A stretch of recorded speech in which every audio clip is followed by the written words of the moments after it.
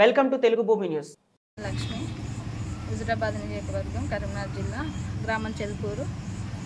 నేను ఇంతకుముందు బీఆర్ఎస్లో ఉన్నప్పుడు 3వ వార్డు నెంబరు రాజేందర్ అన్నతో ఉంటుంది. రాజేందర్ అన్న బీజేపీలోకి పోయినాక అన్నతో బీజేపీలోకి పోయినాం. ఇప్పుడు రాజేందర్ అన్న గురించి జగ్గారెడ్డి ఇష్టానుసారంగా మాట్లాడుతున్నాడు. జగ్గారెడ్డికి రాజేందర్ అన్న గురించి మాట్లాడే స్థాయి కాదు, అంత అది కూడా లేదు. అంటే సంస్కారం లేని వ్యక్తిగా అనిపించింది నాకు. నాకంటే పెద్దోడైనా కూడా, వయసుకు చాలా పెద్దోడైనా కూడా సంస్కారం లేని వ్యక్తి అనిపించింది.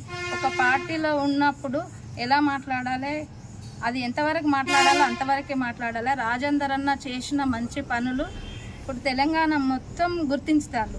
అది ఈయనకు ఎందుకు అర్థం కాలేదో నాకు అర్థం కాలేదు. ఆయనకు పదవి లేక ఆయన పదవి కోసం అది రేవంత్ రెడ్డి దగ్గర అది మెప్పు పొందడం కోసం రాజేందర్ అన్న గురించి ఇష్టాసారంగా మాట్లాడిండు. రాజేందర్ అన్న కరోనా టైంలో ఎందరి ఆడబిడ్డల పుస్తకాలు కాపాడిండు, తల్లుల కడుపు సోకను కాపాడిండు, ఇంటింటి తిరిగిండు, హాస్పిటల్ తిరిగిండు. హుజురాబాద్ నియోజకవర్గంలో చేయని పని లేదు. రాజేందర్ అన్నకు పదవి లేకపోతే కేసీఆర్ దగ్గర ఉన్నప్పుడు రాజేందర్ అన్న నీ పదవి నాకు గడ్డిపోతతో సమానమని ఇసిరేసి వచ్చి ప్రజల కోసం పనిచేస్తాడు. రాజేందర్ అన్న 2 సార్లు ప్రజల కోసం రాజీనామా చేయడం జరిగింది. రాజేందర్ అన్న లాగా ఏ పార్టీలో ఉన్న నాయకులన్నా ప్రజల కోసం రాజీనామా చేసి వాళ్ళు మళ్ళీ గెలిచిన సందర్భాలు ఉన్నాయా? ఇప్పుడు రేవంత్ రెడ్డి మెప్పు పొందడం కోసం రాజేందర్ అన్నను ఇష్టాసారంగా అంటే లపంగి అని, లత్కోర అని, నీ బట్టలు కూడా రాజేందర్ అన్నను కాదు బట్టలు కూడా కొట్టేది, జగ్గారెడ్డిని కొడతారు. హుజురాబాద్ నియోజకవర్గం ఆడబిడ్డలు రాజేందర్ అన్న తోడబుడ్డిన ఆడబిడ్డల్లాగా రాజేందర్ అన్నను ఏ మాట మాట్లాడినా కూడా ముడ్డి మీద చెడ్డి లేకుండా కొడతాం మేము. రాజేందర్ అన్నను కొట్టి చూపిస్తావా, మమ్మల్ని కొట్టి చూపెట్టవండి.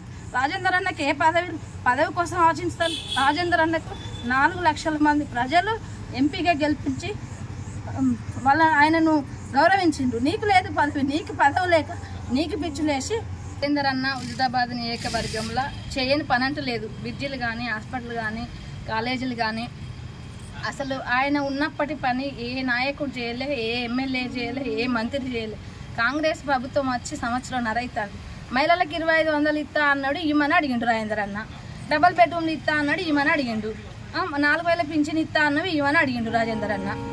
తర్వాత ఈ హైడ్రా పేరు చెప్పి ఇల్లు పేద ప్రజలు రూపాయి పోగు చేసుకొని కూలగొట్టద్దు, కూలగొడితే వాళ్ళు అన్యాయం అయిపోతారు. హైడ్రా పేరు మీద అది కూలగొట్టకు నా కొడుక అని అడిగంతే. అంతకన్నా పెద్ద మాట ఆయన ఏం మాట్లాడు. ఆయన వయసుకు తగ్గట్టు మాట్లాడిండు తప్ప సంస్కారం లేకుండా, సభ్యత లేకుండా రాజేందర్ అన్న మాట్లాడలేదు. నువ్వు మాట్లాడినావు. రాజేందర్ అన్న లక్కోరని, లంగా అని, గుండా అని, బాంబులు పట్టుకొని తిరిగిండని, అదని ఇదని, నీ స్థాయి ఎంత, నీ కులం ఎంత, నీది ఏ కులం అని చెప్పి రాజేందర్ అన్న బాజాతిగా బీసీ బిడ్డ అని చెప్పుకుంటాడు. ముద్రాజ్ అని చెప్పిండు. ఆయన వ్యక్తిగత విషయాలు నీకెందుకు? జమునా మేడం రెడ్డి అని తెలుసు, రాజేందర్ అన్న ముద్రాజ్ అని తెలుసు, వాళ్ళ కుటుంబం గురించి దేశం మొత్తం తెలుసు. దానిలో నువ్వు విమర్శించి మాట్లాడాల్సిన అవసరం లేదు. నువ్వు అట్లా మాట్లాడితే మాత్రం నాలుక చీరి పోగులేస్తాం మేము. వాళ్ళ ఫ్యామిలీ గురించి వ్యక్తిగతంగా మాట్లాడితే, నీకు పార్టీ గురించి రాజేందర్ అన్న తప్పుగా మాట్లాడితే మేము రాజేందర్ అన్న తప్పుగా మాట్లాడిన మనిషి కాదు, మాట్లాడలేదు. నువ్వు రాజేందర్ అన్న గురించి తప్పుగా మాట్లాడుకుంటూ, నువ్వు రాజేందర్ అన్న నీకు కాంగ్రెస్ పార్టీలో నీకు ఏ పదవి లేదని చెప్పి పదవులు నీకు ఇవ్వాలని చెప్పి నువ్వు మాట్లాడుతాను.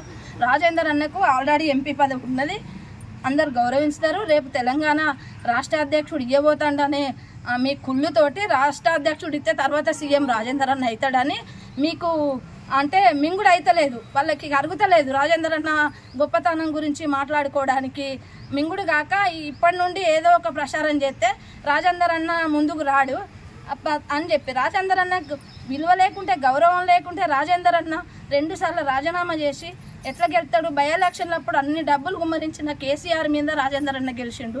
ఇప్పుడు ఎంపీఏ గెలిచిండు. నువ్వు ఏ పదవి లేక పిచ్చిలేసిందా? నీకు పిచ్చిలేసింది ఏ పదవి లేక.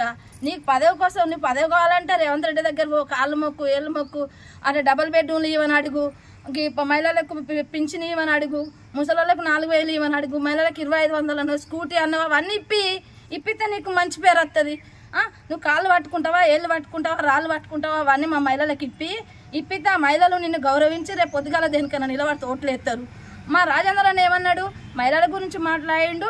తెలంగాణ ప్రజలు అన్యాయం అయిపోతాను, పేద ప్రజలు రూపాయి కూడగొట్టుకొని ఇల్లులు కట్టుకున్నారు. హైడ్రా పేరు మీద నువ్వు ఇల్లులు కూడగొడతాను నా కొడుక, అది మంచి పద్ధతి కాదు. మీ అధికారులు ఏం చేస్తారో చూసుకో.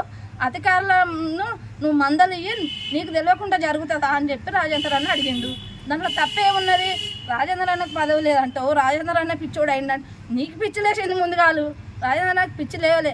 రాజేందర్ గుళ్ళ దేవుడు ఉంటారు, రాజేందర్ అన్న తెలంగాణ గుండెలలో ఉంటాడు రాజేందర్ అన్న. అలాంటి వ్యక్తి రాజేందర్ అన్న గురించి ఇంకే మాట మాట్లాడినా హుజురాబాద్ మహిళలు మాత్రం నీ ముడ్డి మీద చెడ్డు లేకుండా చీరి పోగులేస్తాం బిడ్డ నాలుకను. నేను మా మహిళల చీర కట్టించి గాజులేస్తామంటే మాకు అవమానకరం. మా చీర కట్టియం, మా గాజులయ్యాం. నీ గుండు గీకిచ్చి సున్నం బట్టలు ఒడిపించి గాడి మీద ఎక్కి ఊరేగించుతాం బిడ్డ. ఖబర్దార్, ఇప్పటికైనా మానుకో, లేకపోతే మాత్రం నేను గాడి మీద ఊగేపిస్తామని హెచ్చరిస్తాను. రాజేందర్ అన్న అంటే మామూలోడు కాదు, పేదోడే కానీ చాలా గట్టోడి గురించి మీకు తెలియకపోవచ్చు, తెలుసుకొని మాట్లాడండి. జగ్గారెడ్డి సార్, మీరు బాగా మాట్లాడుతున్నారు. గొంతు లేపడం కాదు, బుల్లెట్ దిగిందా లేదా అనేది చూసుకోండి. రాజేందర్ అన్న బుల్లెట్ ఎదురితే మాత్రం ఖబర్దార్ బిడ్డ, మీరైతే బతకలేరు. రాజేంద్ర అన్న గురించి జగ్గారెడ్డి గారు మీరు ఏదేదో మాట్లాడుతుండ్రు. మీరు మాట్లాడినంత మాత్రం అవి నిజాలు కావు. నిజాలు ఏంటియో ప్రజలకు తెలుసు. మేము ఎంత కష్టపడితే మనుషుల్ని ఎంత దగ్గర ఇస్తాడో రాజేంద్ర అన్న గురించి అనడం వరకు మీకు ఏం అర్థమైందో తెలియదు, కానీ దేశానికి మాత్రం మస్తు అర్థమైంది. ఇంకోసారి మా రాజేంద్ర అన్న జోలికి వస్తే ఖబర్దార్ మంచిగా ఉండదు.